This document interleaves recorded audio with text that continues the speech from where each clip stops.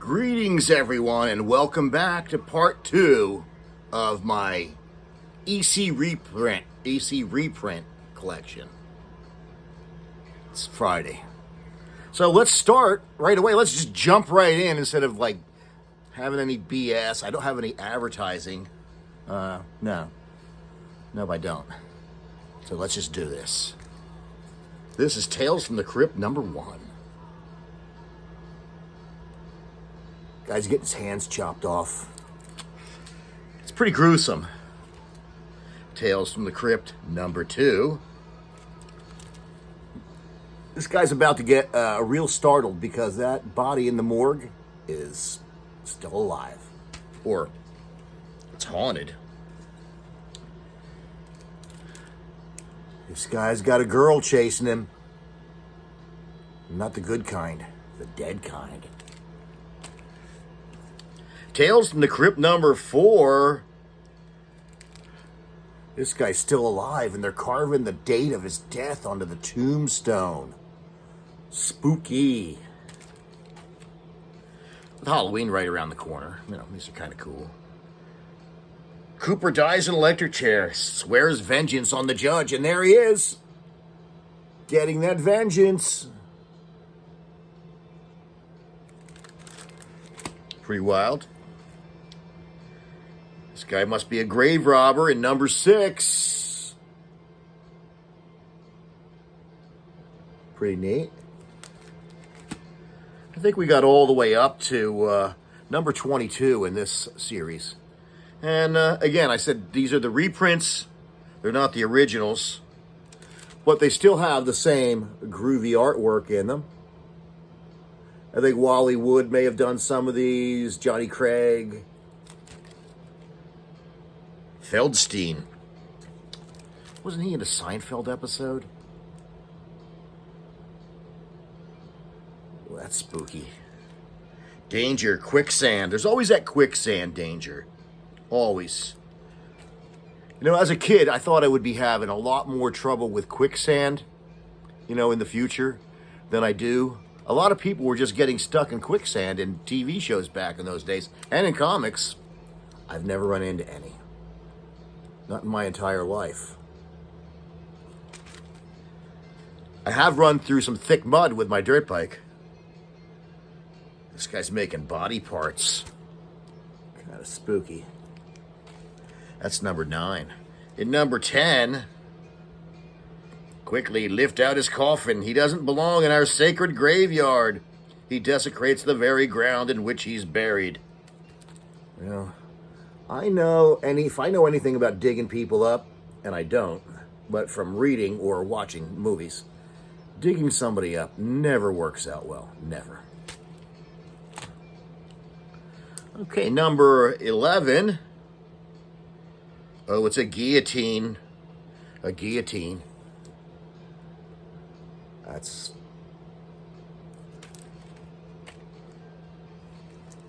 think that was still used in France up until late into the last century. Oh. Buried alive. That's number 12. Lucky number 13 is another guy getting stuck in a coffin. And he's resisting, but that guy's pretty determined. Some underwater stuff. Drowning, maybe? I don't know. I can see why, to some degree, these things got the attention of the Comics Code Authority or something. And there were just a lot of really... It's pretty gruesome. Oh, here's a girl in her underwear, and there's an elephant, and... That doesn't look good.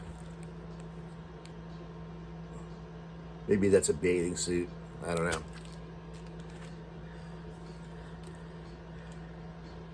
Guys, these are just disgusting. I think that's a mummy. It looks like it smells bad.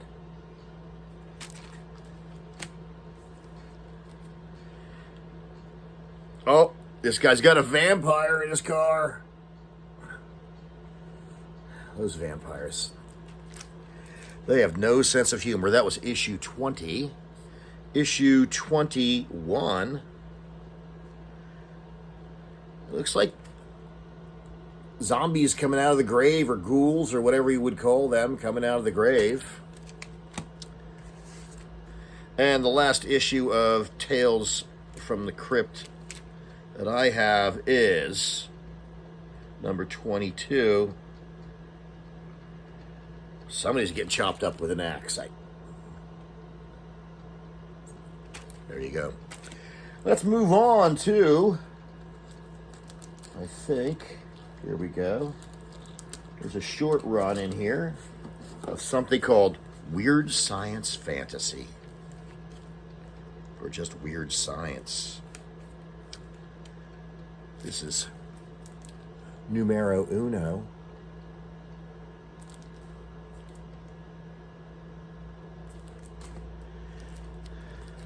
I don't have number 2, but I do have, I'll go on this side now. How about that? Number 3. There's some dinosaurs in that one. EC challenges the U.S. Air Force with this illustrated factual flying saucer report. And if there's one thing I loved as a kid, it was flying saucers. It's like a modern age man with fighting some cavemen.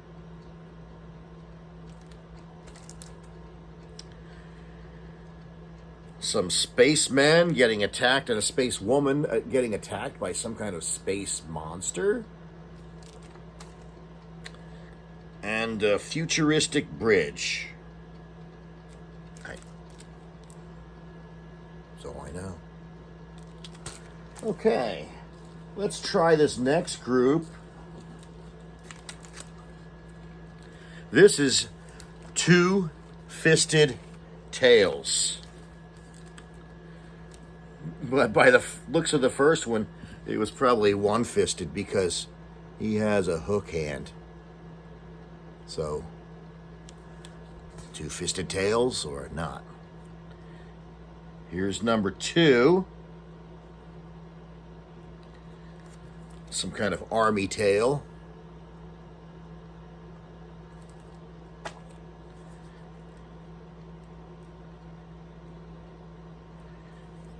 More spooky army stuff. Trying not to get the glare on. Let me just move over this way, maybe. Yeah, Two-Fisted Tales. Two-Fisted Tales number 4. We're in the crossfire. Get that Jeep out of there. The road's been mined. A guerrilla ambush.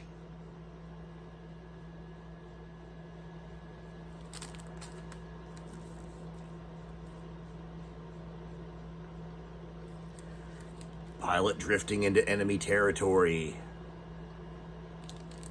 That's number 4. Number 5. This is some North Koreans giving people a problem, as usual. Those crazy North Koreans. They like to party, don't they? Wake up, man, we've been surrounded.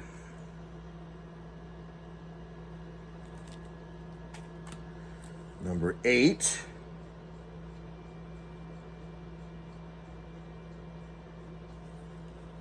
Yeah, this is kind of cool. Number 9.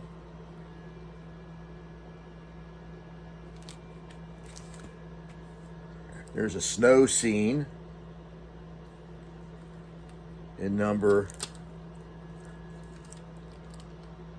9.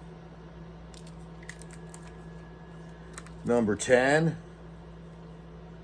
Jeep with a machine gun. Now, how handy would that be today? You know, you get in traffic, and I think people are going to move out of your way if you got something like that. Or if you've got something like this, like a tank. But I heard they get really bad gas mileage. That's number 11. Number 12, looks like they got mortars. Those are fun.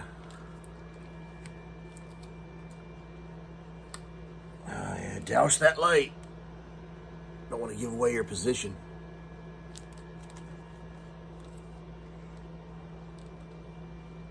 Oh, here's a Civil War Army stuff. It looks like the Monitor and the Merrimack.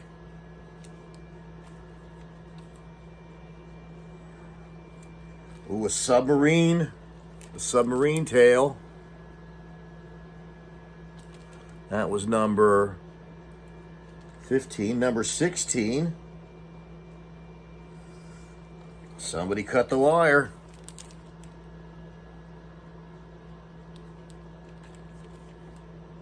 Looks like a World War II or World War I Flying Aces kind of cover. I used to be a pilot a long time ago. I still have my license, but I'm not really current, so I wouldn't fly with me if I were you. Not until I do a couple of takeoff and landings.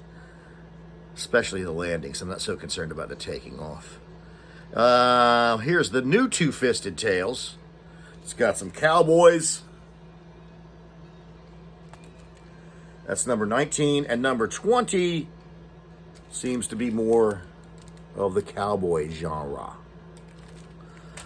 Okay, we have gone 11 minutes so far, so I think we can do one more pile of these.